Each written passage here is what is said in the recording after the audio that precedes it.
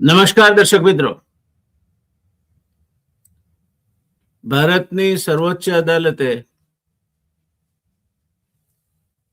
જેના ઉપર મનાઈ હુકમ આપ્યો છે એવા યુનિવર્સિટી ગ્રાન્ટ કમિશન યુજીસી દ્વારા બહાર પાડવામાં આવેલ સમાનતા પ્રોત્સાહન નિયમો 2026 તેના ઉપરની પ્રતિક્રિયાઓ 2012 અને 2026 વચ્ચેની સરખામણી આજે રજૂ કરીને ત્યાર પછી આપણે નામદાર સુપ્રીમ કોર્ટે જે આ બાબતમાં મનાઈ હુકમ આપ્યો છે તે અંગેની વાત કરીશું. દોસ્તો, 13 જાન્યુઆરી 2026 રોજ પ્રકાશિત થયેલા યુજીસી ઉચ્ચ શિક્ષણ સંસ્થાઓમાં સમાનતા પ્રોત્સાહન નિયમો 2026 એ ભારતીય ઉચ્ચ શિક્ષણમાં જાતિ આધારિત અને અન્ય પ્રકારના ભેદભાવને દૂર કરવાના હેતુથી બનાવવામાં આવ્યા છે એવું એની પૂર્વ ભૂમિકા કહે છે. એ નિયમો 2012ના જૂના નિયમોને બદલે છે અને રાષ્ટ્રીય શિક્ષણ નીતિ 2020 સાથે જોડાયેલા છે, જેમાં સમાનતા, સમાવેશ અને ભેદભાવ મુક્ત વાતાવરણને પ્રોત્સાહન આપવાનો ઉદ્દેશ છે. દોસ્તો, આ જે નિયમો બહાર પાડવામાં આવ્યા તેની મુખ્ય વ્યાખ્યાઓ અને જોગવાઈઓ જોઈએ આપણે. આ નિયમોમાં ભેદભાવની વ્યાખ્યા જાતિ, ધર્મ, લિંગ, અપંગતા, વંશ અને જન્મસ્થળને આવરી લે છે. એટલે આમાંથી કોઈ પણ એક મુદ્દે વ્યક્તિ સાથે ભેદભાવ થઈ શકે એવું આ નિયમો માને છે. જેમાં જાતિ આધારિત ભેદભાવને માત્ર અનુસૂચિત જાતિ, શેડ્યુલ કાસ્ટ, અનુસૂચિત જનજાતિ, શેડ્યુલ ટ્રાઇબ અને અન્ય પછાત વર્ગો એટલે કે ઓબીસી, અધર બેકવર્ડ ક્લાસીસ વિરુદ્ધના ભેદભાવ તરીકે વ્યાખ્યાયિત કરવામાં આવ્યો છે. આ ત્રણને છોડીને સમાજનો એક વિશાળ વર્ગ અને જ્ઞાતિઓ એમના માટે આવી કોઈ જોગવાઈ નથી. એ આના પરથી આપણે તારણ કાઢી શકીએ. જોઈએ અને મુખ્ય જોગવાઈઓ શું છે. તમામ ઉચ્ચ શિક્ષણ સંસ્થાઓ માટે સમાન તક કેન્દ્રો, ઇક્વલ ઓપોર્ચ્યુનિટી સેન્ટર્સ અને સમાનતા સમિતિઓની ફરજિયાત સ્થાપના કરવાની રહેશે, જેમાં schedule caste, schedule tribe, OBC, મહિલાઓ અને અપંગ વ્યક્તિઓનું પ્રતિનિધિત્વ હોવું જરૂરી છે. સમાનતા ટુકડીઓ એટલે કે ઇક્વિટી સ્ક્વોડ્સ અને 24/7 હેલ્પલાઇનની વ્યવસ્થા જે ભેદભાવને રોકવા અને ત્વરિત પ્રતિસાદ આપવા માટે કાર્યરત રહેશે. ફરિયાદોના નિરાકરણ માટે 15 દિવસની સમય મર્યાદા અને રાષ્ટ્રીય સ્તરે મોનિટરિંગ સમિતિની સ્થાપના થશે. ભેદભાવના કિસ્સામાં સંસ્થાઓને યુજીસી યોજનાઓમાંથી વંચિત કરવા, માન્યતા રદ કરવા અને ઓનલાઈન પ્રોગ્રામ્સને સ્થગિત કરવા જેવા દંડની જોગવાઈ છે. આ નિયમો ભારતીય બંધારણના અનુચ્છેદ 14 સમાનતા, 15 ભેદભાવ વિરુદ્ધ અને 17 અસ્પૃશ્યતા નાબૂદી અને 46 કમજોર વર્ગોનું રક્ષણ સાથે જોડાયેલા છે. એમાં કોઈને વાંધો હોઈ શકે નહીં. અને સકારાત્મક પાસાઓ જોઈએ આપણે, કારણ કે આપણે વિશ્લેષણ કરીએ છીએ તો સકારાત્મક અને નકારાત્મક બંને પાસાઓ વિશે વાત કરવી જોઈએ. તો એના સકારાત્મક પાસાઓ શું છે? તો આ નિયમોનો મુખ્ય લાભ એ છે કે તેઓ ઐતિહાસિક અસમાનતાઓને સંબોધિત કરે છે. હકીકત છે કે સમાજમાં કેટલીક ઐતિહાસિક અસમાનતાઓ ચાલી આવતી હતી અને સરકાર, જે તે સમયની સરકારો અને આપણું બંધારણ બાબા સાહેબ આંબેડકર દ્વારા જેની રચના થઈ, તે પૂજ્ય બાબા સાહેબ આંબેડકરનું બંધારણ આ અસમાનતાઓને સંબોધિત કરે છે.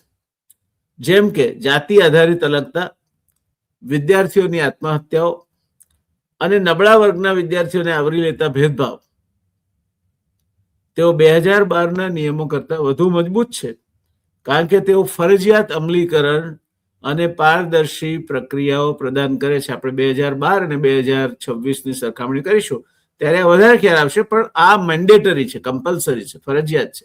2012ના નિયમો સૂચનાત્મક હતા, સજેસ્ટિવ હતા કે આ આદર્શ રીતે કરવું જોઈએ. જે વિદ્યાર્થીઓને કાનૂની અને આરોગ્ય સહાય પૂરી પાડે છે, આનાથી કેમ્પસ વધુ સુરક્ષિત અને સમાવેશી બનાવી શકાય છે એવું આ નિયમોનું કહેવું છે, નિયમોના રચનારાઓનું કહેવું છે. માર્જિનલાઇઝ્ડ વર્ગોનું પ્રતિનિધિત્વ વધારી શકાય છે. શિક્ષણ મંત્રી ધર્મેન્દ્ર પ્રધાને પણ આને સમર્થન આપ્યું છે. કહ્યું છે કે તે કોઈને પણ હેરાન કરશે નહીં અને ભેદભાવને રોકશે. સારી વાત છે. ત્યારબાદ એના વિવેચનાત્મક પાસાઓ, જેને કારણે એનો આટલા મોટા પાયે વિરોધ થયો, એના નકારાત્મક બાબતો અંગેની વાત કરીએ તો જો કે આ નિયમોમાં કેટલીક ગંભીર ત્રુટિઓ છે. સુપ્રીમ કોર્ટે 29 જાન્યુઆરી 2026ના રોજ આ નિયમોને સ્થગિત કરી દીધા છે. તેને અત્યંત વ્યાપક ગણાવીને કહ્યું છે કે તે ભેદભાવપૂર્ણ છે. જે ભેદભાવ કાઢવા માટે રચાયેલા નિયમો છે તે સ્વયં જ ભેદભાવપૂર્ણ છે, કારણ કે તે માત્ર એસસી, એસટી અને ઓબીસીને જ રક્ષણ આપે છે અને સામાન્ય અથવા ઉચ્ચ જ્ઞાતિઓને તેમાંથી બાકાત રાખે છે. પિટિશનર્સે દલીલ કરી છે કે જાતિ આધારિત ભેદભાવની વ્યાખ્યા સાંકડી છે, જે માત્ર એક દિશામાં કાર્ય કરે છે અને રિવર્સ ડિસ્ક્રિમિનેશનને અવગણે છે. કે શોષણ અથવા તો અન્યાય એ અન્ય જાતિના લોકોને પણ થઈ શકે, એ વાતને આ નિયમો અવગણે છે. એવું માને છે કે અન્યાય અથવા તો શોષણ અથવા ભેદભાવ માત્ર એસટી, એસસી અને ઓબીસીને જ થઈ શકે, અન્યોને થઈ શકે નહીં. વધુમાં ખોટી ફરિયાદો માટે કોઈ અલગ દંડની જોગવાઈ નથી. એટલે કોઈ માણસ ખોટી ફરિયાદ કરે અને છટકી જાય તો વાંધો નહીં, જેનાથી દુરુપયોગની શક્યતા વધે છે. શરૂઆતમાં જ્યારે એટ્રોસિટી એક્ટ આવ્યો ત્યારે પણ આ પ્રકારની પરિસ્થિતિઓ થઈ હતી ને વખતો વખત એમાં સુધારા કરીને એને શક્ય તેટલો તટસ્થ બનાવવાનો પ્રયત્ન થયો છે, હકીકત છે. આ નિયમોએ દેશભરમાં વિરોધ અને વિવાદોને જન્મ આપ્યો છે, કારણ કે તેઓ અસમાન રક્ષણ પૂરું પાડે છે અને સમાનતાના સિદ્ધાંતને નબળો પાડે છે. સમાન બધા હોવા જોઈએ, હું હોઉં કે અન્ય કોઈ. અમે બંને કઈ જાતિના છીએ, ક્યાં અમારો જન્મ થયો છે, કયા વર્ગમાંથી આવીએ છીએ, એને લક્ષ્યમાં રાખીને કોઈ પણ અન્યાય અથવા અસમાનતાને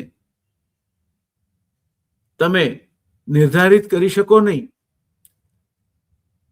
અને એટલા હાટું આ નિયમો સારા હેતુથી બન્યા છે એવું સ્વીકારીએ આપણે, કારણ કે હેતુ ખરાબ નહીં હોય. હેતુ નબળા વર્ગોને રક્ષણ આપવાનો છે, પણ એમ કરવા જતા એની ઉલટી અસર બિન અનામત અને સવર્ણો પર થાય તે વાત આ નિયમો વિસારે પાડે છે. પરંતુ તેમનું અમલીકરણ અસમતોલ છે, જે કેમ્પસમાં વધુ તણાવ પેદા કરી શકે છે. આનો નિષ્કર્ષ પર આવવું હોય તો એમ કહી શકાય કે આ નિયમો સમાનતા પ્રોત્સાહન માટે એક મહત્વપૂર્ણ પગલું છે, પરંતુ તેમની સાંકડી વ્યાખ્યા અને અસમર્થ અભિગમને કારણે તેઓ વિવાદાસ્પદ બન્યા છે. સુપ્રીમ કોર્ટના સ્ટે પછી તેમને વધુ સમાવેશી અને નિષ્પક્ષ બનાવવાની જરૂર છે. અને નામદાર સુપ્રીમ કોર્ટે આ જ કહ્યું છે કે આમાં વધારે સુધારણા માંગી લે છે. તમે બીજા કાનૂનવિદોને, તજજ્ઞોને આની સાથે જોડો અને સમતોલ રીતે તમે જે કરવા ધારો છો તે આદર્શને હાંસલ કરવા માટેના નવા ઢાંચાને લઈને અમારી સામે આવો, જેથી તમામ વર્ગોને સમાન રક્ષણ મળે અને દુરુપયોગને રોકી શકાય. આ નિયમોનું અમલીકરણ ભારતીય શિક્ષણ પ્રણાલીની સમાનતા વાળી જે અપેક્ષા છે તેનો એસિડ ટેસ્ટ જેને કહી શકાય એ અગ્નિ પરીક્ષા બનશે. દોસ્તો, 2012 અને 2026ના નિયમો એમાં શું ફરક પડી ગયો છે? યુજીસી 2012માં પણ promotion of equity in higher education institutions regulations 2012 અને ત્યાર પછી 2026 બંનેનો મુખ્ય હેતુ ઉચ્ચ શિક્ષણ સંસ્થાઓ હાયર એજ્યુકેશન ઇન્સ્ટિટ્યૂટમાં ભેદભાવને રોકવો અને સમાનતા અથવા સમાવેશને પ્રોત્સાહન આપવાનો છે. 2012ના નિયમો મોટે ભાગે સલાહાત્મક એડવાઇઝરી હતા કે આવું કરવું યોગ ઉચિત રહેશે, એમાં સલાહ આપવામાં આવી હતી. જ્યારે 2026ના નિયમો જે ફરજિયાત અને કડક અમલી છે. 2026ના નિયમો 13 જાન્યુઆરી 2026ના રોજ ગેઝેટમાં જાહેર થયા હતા, પરંતુ 29 જાન્યુઆરી 2026ના રોજ અગાઉ જણાવ્યું તે પ્રમાણે નામદાર સુપ્રીમ કોર્ટે તેમને અંતરિમ મનાઈ હુકમ આપી દીધો છે, જેથી હાલ 2012ના નિયમો જ અમલમાં છે. દોસ્તો, અહીંયા એક પ્રયત્ન કર્યો છે 2012 અને 2026ના નિયમોની સરખામણી કરવાનો, જેથી તમને નિર્ક્ષીર વિવેક કરવામાં અને આ નિયમોને સમજવામાં સરળતા રહે. પહેલો મુદ્દો છે કાનૂની સ્વરૂપ. 2012ના નિયમોને લાગે વળગે છે ત્યાં સુધી મુખ્યત્વે સલાહાત્મક એડવાઇઝરી અથવા ડાયરેક્ટરી, અમલ માટે કોઈ કડક જોગવાઈ નહીં. જ્યારે 2026ના નિયમોનું કાનૂની સ્વરૂપ ફરજિયાત અને કાનૂની મેન્ડેટરી એન્ડ સ્ટેચ્યુટરી અમલ ન કરવા પર દંડ થાય છે. ત્યાર પછી ભેદભાવની વ્યાખ્યા, ડેફિનેશન ઓફ ડિસ્ક્રિમિનેશન. 2012ના નિયમો એસસી એસટી પર ધ્યાન કેન્દ્રિત, ઓબીસીને અલગથી વ્યાપક પરંતુ અસ્પષ્ટ. જ્યારે 2026ના નિયમો જાતિ આધારિત ભેદભાવને સ્પષ્ટ વ્યાખ્યાયિત કરે છે. રેગ્યુલેશન 3C એસસી એસટી ઓબીસીને સ્પષ્ટ રીતે એમાં સમાવી લે છે. ધર્મ, લિંગ, અપંગતા વગેરેને પણ આવરી લે છે. પણ ક્યાંક એ ખ્યાલ ચૂકાઈ ગયો છે કે સમાજનો એક બહુ મોટો વર્ગ એ અન્ય જ્ઞાતિઓ એસસી એસસી ઓબીસી સિવાયનો વર્ગ તેમજ સવર્ણો છે. ઓબીસીનો સમાવેશ, ઇન્ક્લુઝન ઓફ ઓબીસી 2012ના નિયમોમાં સ્પષ્ટ નથી. અલગ માર્ગદર્શિકા દ્વારા એને સ્પષ્ટ કરવામાં આવ્યો છે. જ્યારે 2026ના નિયમો સ્પષ્ટ રીતે ઓબીસીને જાતિ આધારિત ભેદભાવમાં સામેલ કરી લે છે. સંસ્થાકીય વ્યવસ્થાની વાત કરીએ તો એન્ટી ડિસ્ક્રિમિનેશન ઓફિસર અને ઇક્વલ ઓપોર્ચ્યુનિટી સેલ ની સલાહ આપવામાં આવી છે. વૈકલ્પિક છે, કરવી કે નહીં ઉચ્ચ શિક્ષણ સંસ્થાઓએ. જ્યારે 2026ના નિયમો સંસ્થાકીય વ્યવસ્થા, આમાં તેના અમલીકરણ માટેની સંસ્થાકીય વ્યવસ્થા ફરજિયાત બનાવે છે. ઇક્વિટી કમિટી બનાવવાની, તમારે સમાનતા સમિતિ બનાવવાની, જેમાં એસસી એસટી ઓબીસી મહિલા અપંગ પ્રતિનિધિ હોવા જોઈએ. એમાં અન્ય પ્રતિનિધિ હોવા જોઈએ એવી કોઈ ઉલ્લેખ કરવામાં આવ્યો નથી. ઇક્વિટી સ્ક્વોડ્સ એટલે સમાનતા ટુકડીઓ, ઇક્વિટી એમ્બેસેડર એટલે સમાનતાના વાહક અથવા રાજદૂત, અને 24/7 એટલે સતત કાર્યરત એવી હેલ્પલાઇન એ કાયદાકીય જોગવાઈ નીચે આવરી લેવામાં આવી છે 2026માં. એટલે તમે ગમે ત્યાંથી ફરિયાદ કરી શકો, ગમે ત્યારે ફરિયાદ કરી શકો. ઇક્વિટી એમ્બેસેડર તમને માર્ક આઉટ કરી શકે, તમારા વિરુદ્ધમાં એ ઇક્વિટી સ્કોડ રિપોર્ટ કરી શકે. આ બધું જ થઈ શકે એવું માની શકાય. ફરિયાદ નિરાકરણ માટે શું કરવાનું? તો 2012ના નિયમો એવું કહેતા હતા કે 60 દિવસમાં નિર્ણયની સલાહ આપવામાં આવી છે, પણ એ પ્રક્રિયા અસ્પષ્ટ છે. જ્યારે 2026ના નિયમો બિલકુલ સ્પષ્ટ છે કે 15 દિવસમાં નિર્ણય આપવાનો, ત્વરિત પ્રતિસાદ અને રાષ્ટ્રીય મોનિટરિંગ સમિતિ રહેશે. દંડ અને અમલ, પેનલ્ટીઝ એન્ડ એન્ફોર્સમેન્ટ. 2012ના નિયમોમાં કોઈ કડક દંડ નહીં, માત્ર સલાહ. જ્યારે જે સંસ્થાઓ 2026ના નિયમો પાળવામાં નિષ્ફળ જાય તેમને યુજીસી યોજનાઓથી વંચિત, એમની માન્યતા રદ થાય, ઓનલાઈન પ્રોગ્રામ સ્થગિત થઈ જાય, ડિગ્રી પ્રોગ્રામ પર પ્રતિબંધ આવી શકે. એટલે સંસ્થાઓએ બહુ જ ઊંચા દિલે કામ કરવું પડે, નહીં તો એમનું અસ્તિત્વ જોખમાય, તે પ્રકારની પરિસ્થિતિનું નિર્માણ થાય. કવરેજ મુખ્યત્વે વિદ્યાર્થીઓને એમાં આવરી લેવામાં આવ્યા છે 2012માં, અને SC ST પર ધ્યાન આપવામાં આવ્યું છે. જ્યારે 2026માં જે નિયમો જેના માટે આટલો બધો વિવાદ થયો, તેમાં વિદ્યાર્થીઓ, ફેકલ્ટી, સ્ટાફ, ઓનલાઈન, દૂરસ્થ શિક્ષણ સહિત વ્યાપક એને કવરેજ આપવામાં આવ્યું છે. ખોટી ફરિયાદ કોઈ કરે તો શું જોગવાઈ છે? તો હાજર રહેવાની એકમાત્ર જોગવાઈ છે 2012ના નિયમોમાં. 2026ના નિયમોમાં એ દૂર કરાય છે. એટલે કોઈ ખોટી ફરિયાદ કરે તેને કોઈ સજા નહીં. ખોટી ફરિયાદ કરી શકે એટલે દુરુપયોગની ચિંતા વધી જાય, કારણ કે ખોટી ફરિયાદ બદલ ખાલી સમિતિ સમક્ષ હાજર રહેવા માટેની જે જોગવાઈ હતી તે પણ દૂર કરી દેવામાં આવી છે. એટલે ખોટી ફરિયાદ કરે કોઈ તો પેલાને જેને કામ ચાલવાનું હોય તે ચાલે, એ તો હેરાન થાય, પણ પેલાને કશું ના કરી શકાય ખોટી ફરિયાદ કરનાર. અમલનું સ્તર ખૂબ નબળું હતું. ઘણી સંસ્થાઓમાં અમલ નહીં. આ એક નબળી અમલીકરણ વાળી પ્રક્રિયામાં આ નિયમો હતા 2012માં. પણ 2026માં કડક મોનિટરિંગ, રાષ્ટ્રીય અને અનેક સ્તરે ઓફ સાઇટ અને ઓન સાઇટ મોનિટરિંગ થકી એનું અમલીકરણની ચિંતા કરવામાં આવી છે. આના સકારાત્મક પાસાઓ શું છે?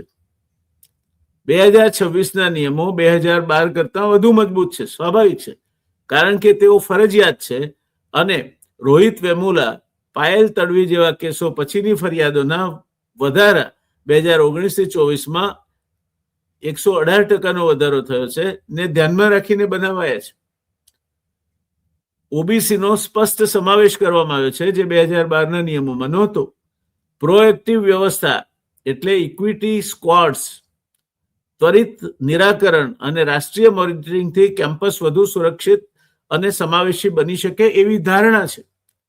એના કારણે આંતર કેમ્પસ વિગ્રહ થાય અથવા તો જાતિવાદના મૂળ વધારે ઊંડા ઉતરે, વૈમનસ્ય ફેલાય અને કેમ્પસ ઉપર સતત તણાવનું વાતાવરણ ઊભું થાય, એ અંગેની કોઈ વાત 2026ના નિયમો કરતા નથી.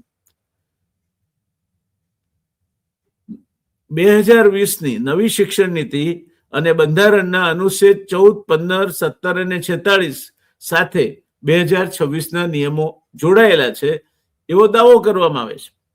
જે અંગે વાસ્તવિકતા શું છે તે નામદાર સુપ્રીમ કોર્ટે જે અવલોકનો કર્યા છે તેના પરથી આપણે જોઈશું. વિવાદાત્મક પાસાઓ કયા છે? તો 2026ના નિયમોમાં જાતિ આધારિત ભેદભાવની વ્યાખ્યા સાંકડી છે. માત્ર SC, ST ને ઓબીસી વિરુદ્ધ જ, બીજા કોઈ નહીં. અન્ય જ્ઞાતિઓ, અન્ય સમાજો અને સવર્ણો બધા બાદ, જે જનરલ કેટેગરીને બાકાત રાખે છે અને રિવર્સ ડિસ્ક્રિમિનેશનની શક્યતા વધારે છે. એટલે એમના ઉપર આક્રમણ થાય. અત્યાર સુધી એમના ઉપર આક્ષેપ હતો કે એમના કારણે લોકો પીડિત થાય છે, બીજા અન્ય વર્ગો, નબળા વર્ગોના. હવે એમનો વારો આવે પીડિત થવાનો, એ પ્રકારની શક્યતાઓ વધી જાય, જેને કારણે કદાચ નામદાર સુપ્રીમ કોર્ટે તેને વેગ અને કેપેબલ ઓફ મિસયુઝ ગણાવી સ્ટે આપ્યો છે. નામદાર સુપ્રીમ કોર્ટે શબ્દ આપ્યો છે, વેગ એટલે અસ્પષ્ટ અને કેપેબલ ઓફ મિસયુઝ એટલે ગેર વપરાશ થવાને શક્યતાઓ વાળા, એમ ગણીને એના ઉપર નામદાર સર્વોચ્ચ અદાલતે મનાઈ હુકમ આપ્યો છે. ખોટી ફરિયાદ માટે કોઈ સજાની જોગવાઈ નથી. 2026ના નિયમોની મોટામાં મોટી જો વિડંબના હોય તો એ છે કે કોઈ ખોટી ફરિયાદ કરે તેને કશું જ થવાનું નથી. તમારે ખાલી એક ફરિયાદ નાખીને ચૂપ રહેવાનું. તમે બેનામી ફરિયાદ કરી શકો, ખોટી ફરિયાદ કરી શકો, ઓનલાઈન ફરિયાદ કરી શકો. ફરિયાદ કરનાર જો ખોટો પડે અથવા તો એ કોઈના ઉપર વૈમનસ્ય અથવા વેરભાવથી ફરિયાદ કરી હોય, એવો સવર્ણ કે અન્ય જાતિનો વિદ્યાર્થી હોય, તો એ ફરિયાદ કરવા વાળા ઉપર કોઈ પણ પ્રકારની સજાની જોગવાઈ નથી. ત્યાર પછી આના વિરોધીઓ જે 2026ના નિયમોના વિરોધીઓ છે એ લોકો એવું માને છે કે આ નિયમો સમાજને વિભાજિત કરી શકે છે અને જનરલ વર્ગના વિદ્યાર્થીઓને હેરાન કરી શકે છે.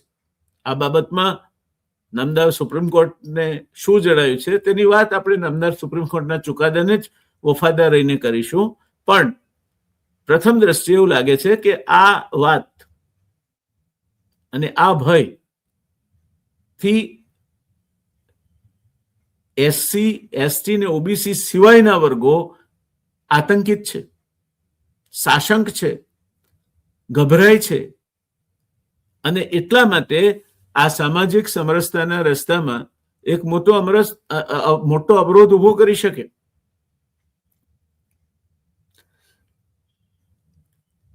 આના નિષ્કર્ષ પર આવવું હોય 2012 અને 2016, 2026 અને 2012ના નિયમોની સરખામણી પરથી, તો 2012ના નિયમો સારા હેતુથી હતા પરંતુ અમલમાં નબળા હતા.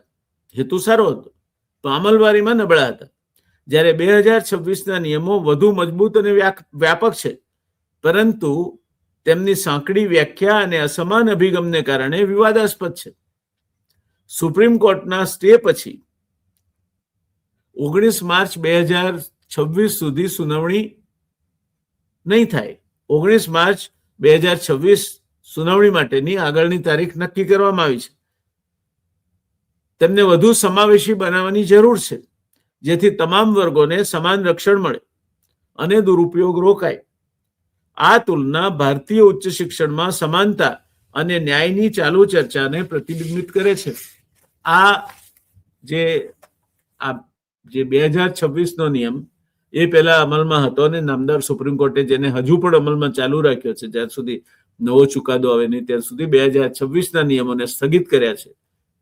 તેની વચ્ચેની સરખામણી મેં તમારા સામે તટસ્થતાપૂર્વક મૂકી. એમાં કોઈ પણ પ્રકારની ક્યાંય મારી કલ્પના અથવા મારા મંતવ્યોને જોડવાનો પ્રયાસ નથી, પણ એટલી સરળતાપૂર્વક મેં એનું વર્ણન કર્યું છે કે જેથી કોઈ પણ વ્યક્તિ સમજી શકે.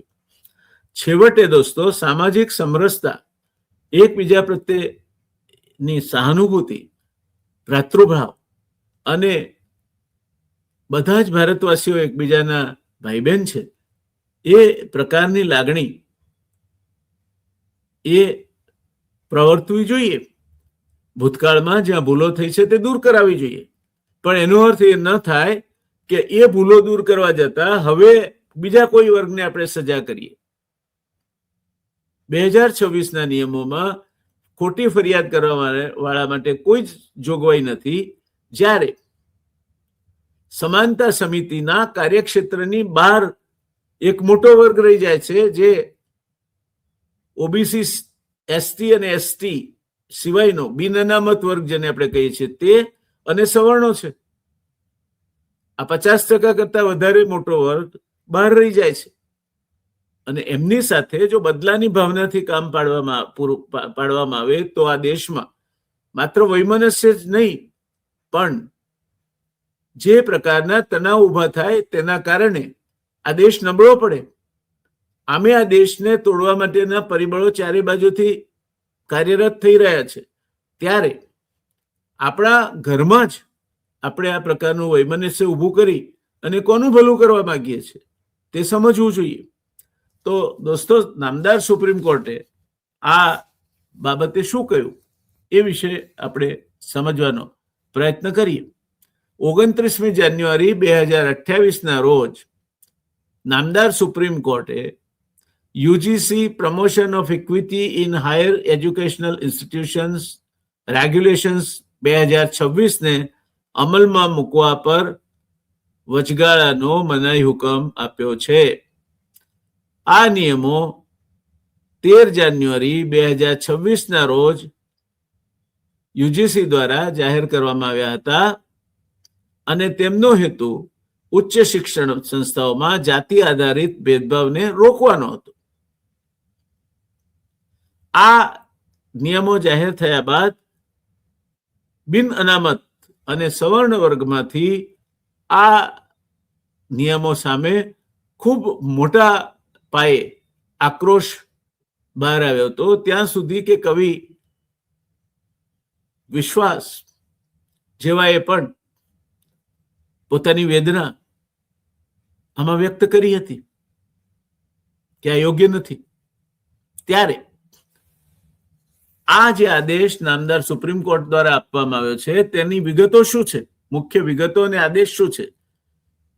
તો આ ચુકાદો આપનાર bench chief justice of India Suryakant અને જસ્ટિસ જોય માલ્યા બાગચીની બેન્ચે આ કેસની સુનાવણી કરી અને આદેશ આપ્યો છે.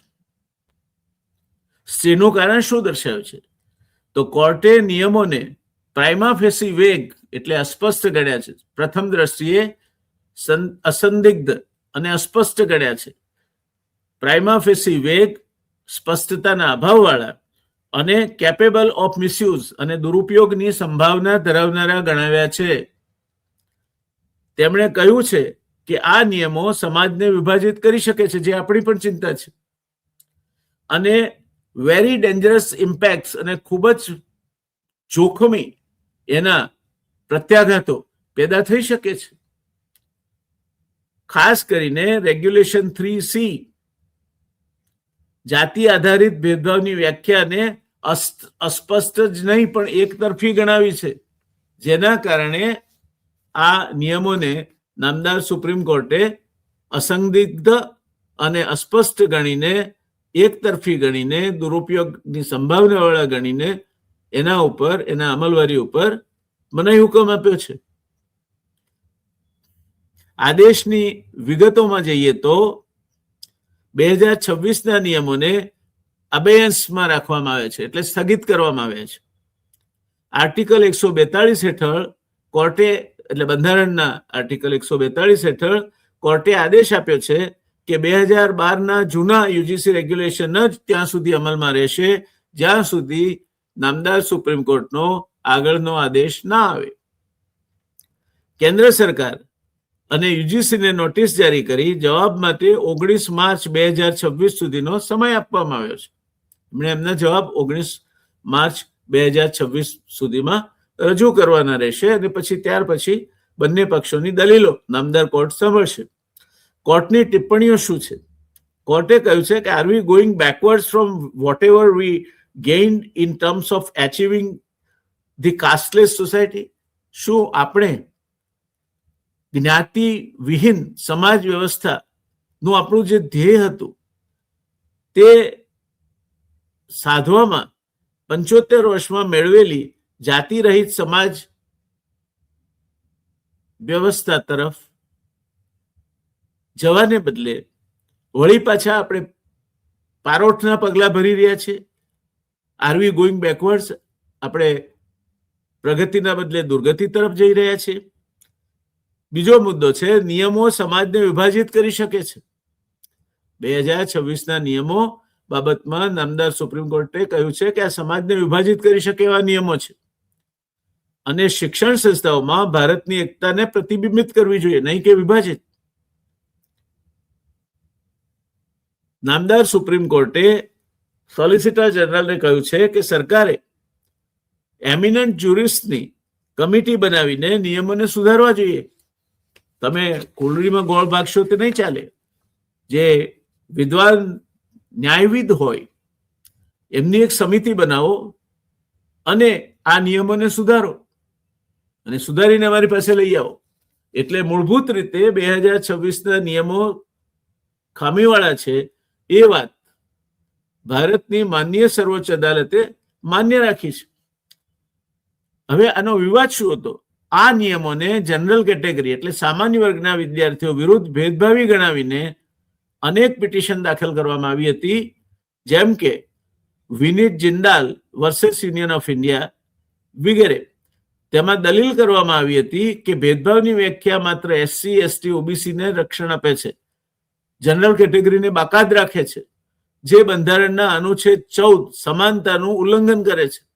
આનાથી દેશભરમાં વિરોધ પ્રદર્શનો થયા હતા અને આ વિરોધને પગલે પગલે સમાજમાં અનેક વર્ગોમાં, ગુજરાતમાં પણ રાજકોટ તેમજ અન્ય કેન્દ્રોમાંથી આ અંગે વિરોધના સૂર ઉઠવા પામ્યા હતા ને ધીરે ધીરે વિરોધ વધતો જતો હતો જેમ જેમ ખ્યાલ આવે તેમ. એટલે નામદાર સુપ્રીમ કોર્ટે કહ્યું કે ભાઈ આ તો કઈ રીતે ચાલશે, આ તો ભેદભાવ પડાવનારા છે, દેશને તોડનારા નિયમો છે, આપણે પારોઠના પગલા ભરી રહ્યા છીએ આ નિયમોથી એવું લાગે છે, ને આ નિયમો અસ્પષ્ટ છે. ત્યારે નિષ્કર્ષ આનો એ નીકળે, નામદાર સુપ્રીમ કોર્ટે જે અંતરિમ સ્ટે આપ્યો તેનો, કે આ અંતરિમ સ્ટે એક મોટી ઘટના છે જેનાથી 2026ના નિયમો હાલમાં અમલમાં નથી આવતા અને 2012ના નિયમો જ ચાલુ રહેશે. આગામી સુનાવણી 19 માર્ચ 2026માં સુપ્રીમ કોર્ટ સમક્ષ થશે. કોર્ટ નિયમોની સંવિધાનિક માન્યતા, સુધારા તેમજ અન્ય પાસાઓ અંગે વિચારણા કરશે અને પોતાનો નિર્ણય લેશે. આનાથી ઉચ્ચ શિક્ષણમાં સમાનતા અને ન્યાયની ચર્ચા વધુ તીવ્ર બની છે. આ મતપુડામાં કાંકરી ચાળો કરવા જેવું કામ થયું હતું એને નામદાર સુપ્રીમ કોર્ટે એની વાસ્તવિકતાઓ છતી કરીને હાલ પૂરતું સમગ્ર મામલાને લગામ નાખવાનું કામ કર્યું છે. દર્શક મિત્રો, આજના દિવસોમાં આજે આપણે જે ભારતમાં જીવી રહ્યા છીએ, સરદાર સાહેબે 565 દેશી રજવાડાઓને એકત્ર કરીને આપણને એક અલગ દેશ આપ્યો, એનું નામ ભારત. એ ભારતમાં અનેક તરફી વિઘટનકારી પરિબળો આકાર લઈ રહ્યા છે. ક્યાંક ભાષા સામે વિરોધ છે, ક્યાંક ગવર્નરોની વર્તણૂક સામે વિરોધ છે, ક્યાંક કોઈ એક ચોક્કસ ભાષા ઠોકી બેસાડવામાં આવે છે એમ કહીને વિરોધ છે, તો ક્યાંક સરકાર અને સરકારી તંત્રના રાજ્યોના તંત્રમાં હસ્તક્ષેપ સામે વિરોધ છે. આ બધામાં ક્યાંક ને ક્યાંક કોઈક ને કોઈક અસંતોષી બનીને પોતાનો અસંતોષ વ્યક્ત કરી રહ્યો છે. આનાથી વધારે સારી પરિસ્થિતિ આપણા દુશ્મનો માટે કઈ હોઈ શકે? એવા પરિબળો જે દેશને વિભાજન તરફ પાછા લઈ જાય. સરદાર સાહેબે પોતાની નાદુરસ્ત તબિયત હોવા છતાં રાત દિવસ જોયા વગર કામ કરીને પોતાની લોખંડી ઈચ્છા શક્તિ અને મનોબળના આધારે આપણને એક દેશ બનાવીને આપ્યો. એ દેશને આપણે આ રીતે જુદા જુદા પ્રકારના પ્રવાહો અને વૈમનસ્ય ઉભા કરીને જુદા જુદા ઇન્ટરેસ્ટ ગ્રુપ જેને કહેવાય એમને એકબીજા સાથે લડાવીને જ્ઞાતિવાદનું રાજકારણ લાવીને, ચૂંટણીનું રાજકારણ લાવીને, મતનું રાજકારણ લાવીને, ચૂંટણીની ગેરરીતિઓનું રાજકારણ લાવીને આપણે ક્યાં લઈ જવા માંગીએ છીએ? આજે પણ વિશ્વ સમુદાયમાં ભારત પોતાની શાખ પુનઃસ્થાપિત કરવા માટે મથી રહ્યું છે. તેવે સમયે આ દેશે એકત્ર થઈને એક જ દિશા, એક જ વિચાર અને એક જ માર્ગ અપનાવીને આગળ વધવું જોઈએ. અને એ કવિતાને સાર્થક કરવી જોઈએ જે કહે છે કે ઓ હિન્દ દેવ ભૂમિ સંતાન સૌ તમારા, કરીએ મળીને વંદન સ્વીકારજો અમારા. ઓ હિન્દ દેવ ભૂમિ સંતાન સૌ તમારા, કરીએ મળીને વંદન સ્વીકારજો અમારા. હિન્દુ અને મુસલમાન વિશ્વાસ પારસી જીન, સૌએ સમાન રીતે સંતાન સૌ તમારા. ઓ હિન્દ દેવ ભૂમિ સંતાન સૌ તમારા, કરીએ મળીને વંદન સ્વીકારજો અમારા. આશા રાખો આ 2026ના યુજીસીના નિયમોએ સમગ્ર વાતાવરણને જે રીતે એક ધ્રુવીકરણના માર્ગ પર લાવીને ખડું કરી દીધું છે, એમાં આભાર માનીએ અમદાવાદ સુપ્રીમ કોર્ટનો કે એણે એના ત્રુટીઓ બતાવી અને યોગ્ય સમયે ખતરાની ઘંટડી વગાડવાનું કામ કર્યું છે. મને લાગે છે કે આથી મોટું દેશહિતનું કામ બીજું એકે ના હોઈ શક્યું. આપણે સૌ ક્ષમતા રાખીએ, હળી મળીને રહીએ, અને તો જ આપણે વંદે માતરમ ગાઈ શકીએ. આપણે કહીએ છીએ શું? વંદે માતરમ, વંદે માતરમ, સુજલામ સુફલામ મલયજ શીતલામ, સુજલામ સુફલામ મલયજ શીતલામ, સસ્ય શ્યામલામ માતરમ, વંદે માતરમ, વંદે માતરમ, વંદે માતરમ.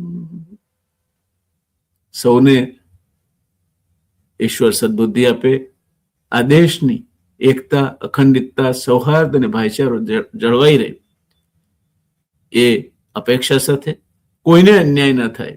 કામ એ દુઃખ તપતા નામ પ્રાણીના અમાર્તિ નાશનમ, પ્રાણી માત્રના દુઃખોનો નાશ થાય, સૌ સુખી થાય, સૌનું કલ્યાણ થાય અને આ દેશ મજબૂત થાય એવી અભ્યર્થના સાથે જય હિન્દ. આપ સૌને વંદન.